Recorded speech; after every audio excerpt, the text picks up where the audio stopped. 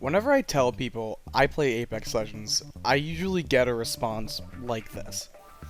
Ooh, decent game. Haven't played it in a while. I think it's a really shit game, and I don't like it. I don't enjoy it. It's not fun. It's just a bare bones BR with like nothing special about it. What is your opinion of Apex Legends? Honestly, just a weird game. Just like an ugly duckling. I don't like it. What is your opinion on Apex Legends? Absolutely hate the game. Thank you. Apex Legends is the game that you think about when you wake up in the morning. It's the motivation that gets you out of bed. When you're doing your grades at school, when you're working hard doing maths and English, all you can think about at the end of the day is, oh my god, I can't wait to get him to play Apex God Legends. fucking damn it. Apex Legends is that thing that gets you going in life. The one thing, the key core concept to life, the key motivator. Fuck going to the gym. Apex Legends is your gym. It is a mental arithmetic workout. It is a game for professionals, made by professionals. It's a great game. So you enjoy the game? Nah, I think it's shit. With all those responses, you would think that this game is just a pass, just another game to be lost in the dust of unsuccessful games throughout time. But in reality, the game is not a pass. Far from one. I would even say it's one of the most innovative battle royales of all time.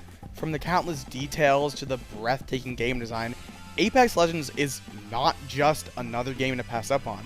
In today's video, I'm going to take you on a journey through the development, release, and many aspects of the game to give you a thorough, in-depth look on Apex Legends.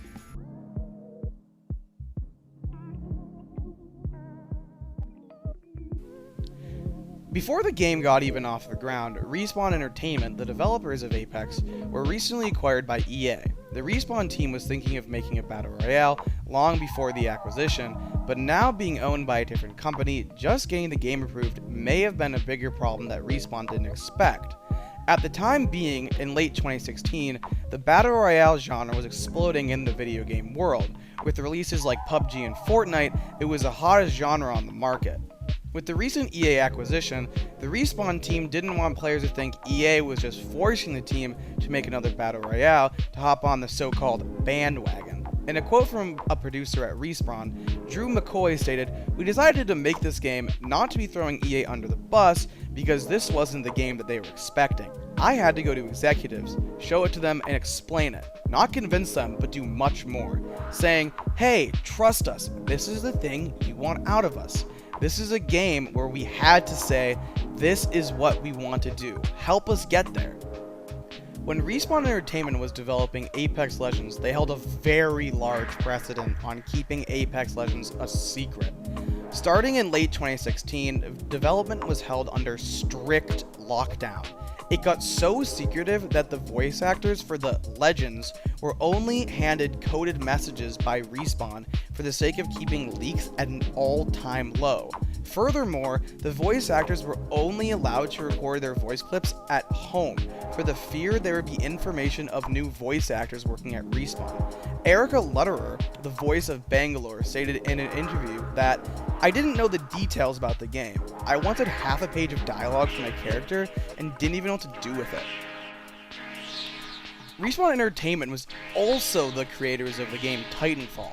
Right after the release of Titanfall 2 in 2016, the entire Respawn team got to work on their up-and-coming battle royale. The studio had a total of 115 developers working on the game, making it Respawn's most intense project to date. To put that in some comparison, only 85 of Respawn's team worked on the second release of their flagship game. One really interesting thing about the development of Apex was the game engine they used. Apex used a 15-year-old game engine titled Source. This engine was used to develop games like Half-Life 2, so yeah, it goes way back. This might be a little confusing to some of you guys because you're probably thinking, why would you want to do such a thing on such a new game? Well, Respawn wanted to save money. What makes the Source engine so special was that it allowed Respawn to evolve incrementally with new components. What that means is that Respawn gets to add and improve the engine without structurally changing its base. To put that in some sort of analogy, it's like putting new tires on a car for the performance, but keeping the same engine. With Respawn using this engine, it allows people with not the best performance consoles to play the game and have no issues. Another thing about Apex Legends and its game engine is that now, when you play the game, you have just a little bit of Half-Life in it. If you've never played Apex Legends, but have just heard a little bit about it, you probably know the game's flagship mode is a 3-player squad.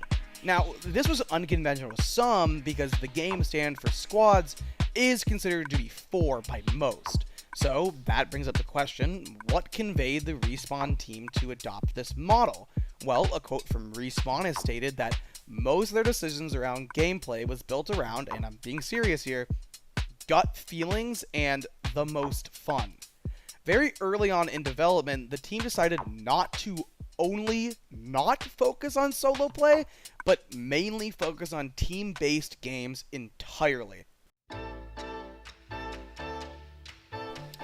Apex Legends was a surprise. Really, it was a literal surprise to almost everyone. The Respawn team decided that instead of doing the status quo 6-month marketing campaign, they were going to do something different. Now, the question you're probably thinking about now is, how the hell did word get out about the game if there was absolutely no marketing campaign? Well, Respawn wanted to take a riskier approach to this, giving 100 high-profile streamers, YouTubers, and content creators a trip to Respawn Studios to try out the new Battle Royale. The catch? They had to tease the game in some way for the Super Bowl on their social medias. Well, did it pay off? Let's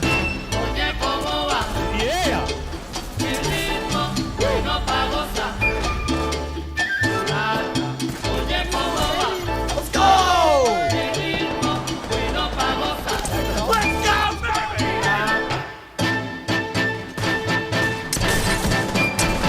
One more here.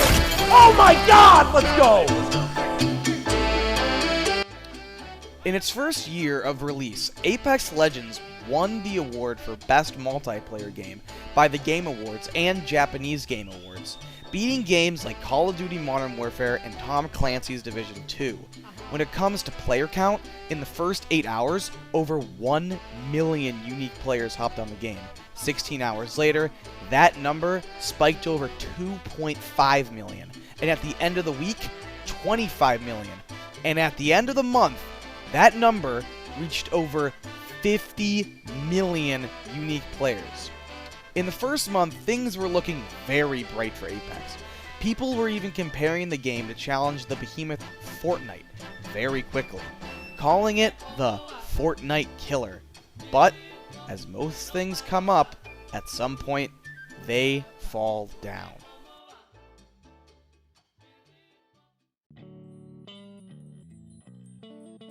First thing we need to talk about when trying to explain what happened to Apex is its audience. You can't really have a thriving and growing fan base with a dwindling audience. And when I say dwindling, that's just me being nice. It's sad to say, but the once called Fortnite killer is now becoming the opposite. If you look at this graph, it clearly shows the activity online in comparison to Fortnite, 100 being extremely searched for, and 0 being, well, irrelevant. This clearly shows Apex being outpaced by an extreme margin by its once called competitor.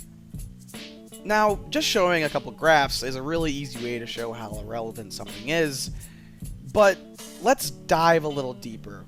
What really made Apex fall off? Here is my take. When all of those major Twitch streamers and YouTubers hopped over to Apex, it was amazing. People are excited to see new content and maybe see an upcoming big game come to life. The problem with this is most of those entertainers blew up off other games. They had their own niche. Now, having a sudden switch to a new Battle Royale would in the short term help boost views and streams, but as weeks would go on, there would be major complaints about said streamers and YouTubers abandoning their own niche. Now, That's not to say that major streamers and YouTubers still don't play the game and provide great content. Saying that doesn't exist would just not be true. What is true is the game is shrinking. Just a quick search on YouTube, videos like Fortnite get upwards of tens of millions of views still. But if you compare it to Apex, major YouTubers would luckily get 1 million. When Apex released, it was very big. There was no journey to how big it was, it just popped on the scene as a new game. But with games like Fortnite, it built up, building core fans, audience, and making a long-lasting grasp in the gaming world. It created even nostalgia and great memories. Apex didn't, and most likely won't have that, which is why when it fades away more and more, it will be hard for people to keep that same grasp like other games have. Now, well, with all that being said, Apex had some major problems. For one, lack of content. For the most part, it was just a game. You play, you win, you lose, repeat. When playing Apex, it felt like there was no incentive to keep playing. Why grind when you feel there is nothing to grind for? Yes, of course, there was a season pass and you could, play the game and get wins and get new stuff, but there was no storyline, there was no base. It felt kind of lackluster. The competitive scene was there, but not in the way to keep fans interested. It felt as if it was in the shadows, and you had to look for it just to find it. The game also had persistent connection issues, lag, and at sometimes game-breaking audio issues. Here are some honorable examples of that. Have you played that,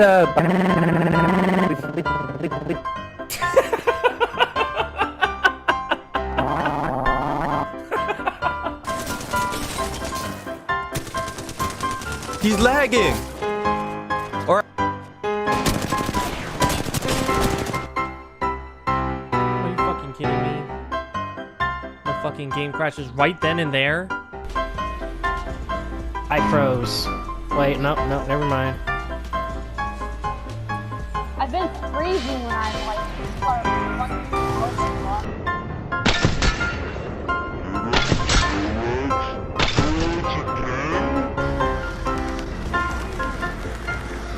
No. And finally, back to content creators.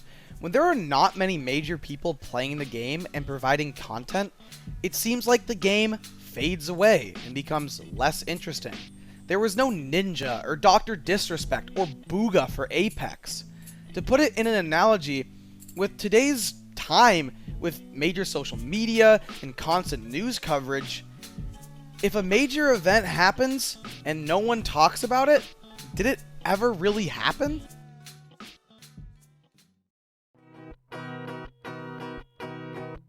After hearing what I just said, you're probably thinking to yourself, hey, I never ever want to play this game. But wait, trust me, Apex may have its downsides, but there are some major upsides as well to the game.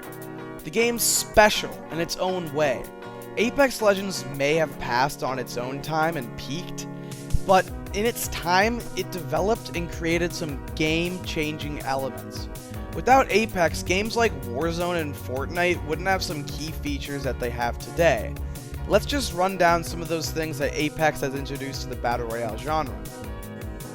First and foremost, Apex Legends developed a way to communicate without having a need for a headset. I'm talking about the easy-to-use ping system. This was revolutionary, and honestly really fun. It made it so if you had to point out an enemy, you could just ping them. You could also ping ammo, weapons, armor, etc. Now, this really didn't take away the trolling people did with it and raging, but all in all, it was revolutionary. Apex also developed the respawn system. In Battle Royales, usually when you die, you just die. The end. But in Apex, they wanted you to have a second chance. Let's say you're in a battle in Apex. 2 out of 3 of your teammates get knocked out. Well, if you survive, you can grab the banners, which were a little card that allowed you to respawn your teammates at the closest respawn beacon. Now, these were so good that other games decided to take notice. Fortnite! One of my favorite features in the game are the Apex Legends. And no, I'm not talking about the game, I'm talking about the characters in the game, which are also named Apex Legends. There are now 14, wow, there's 14 characters now? Jesus. Legends you can choose from, each having different abilities and advantages while playing. For example, Wraith. She has the ability to create portals and vanish for a short period of time. There's also Bangalore. She can shoot smoke, and when she is spotted by an enemy player, can run faster for a brief period of time. Bangalore's ultimate ability is a hailstorm of rockets from the sky. A fan favorite from the group is Lifeline. Her ability is to heal players with her heal drone and deliver care packages as her ultimate ability. She is also known for the Apex meme, I need a weapon. Mozambique here. Mozambique. Now, the reason why I think this game is special is because you can develop your own playing style by the different legends that you can choose from. In most battle royales, it really just is the same thing each time, and the only difference is just how good of a player you are. Now, in Apex, which is once again a group-based battle royale, it's not just you have to worry about, it's your teammates. You have to work together, using your players' abilities, creating strategies, and mostly just playing things smart. That's why I like this game. It's a breath of fresh air from the battle royales of today's gaming environment. The movement style of Apex feels so fluid, it just makes you want to run and slide around the whole time. The search for loot is fun because you're never guaranteed anything. You could win a game with the worst armor and attachments, or win a game fully decked out, and it makes the gameplay just as fun.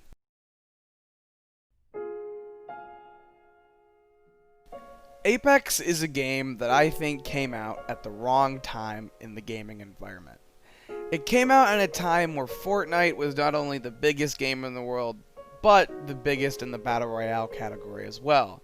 So of course it would cast a shadow on Apex, or just any Battle Royale. It didn't matter. What does matter is how much this game gave me. The countless days, nights, friends, and to be honest, the overall rage every once in a while. It was one of the first games that I played that made me feel as if I could be good at it. Normally with games I would hop on and feel I wouldn't even get a chance. But with Apex, it was fun. I grew with the game as it grew. Apex is the reason I got my PC and started streaming and started making YouTube videos again. At the end of the day, I don't really care about all the stuff people say about Apex, and to be honest, even if most of it is true, I just enjoy the game. It makes me happy every time I get back into it. And if you are looking for a breath of fresh air, Apex might just be the game for you.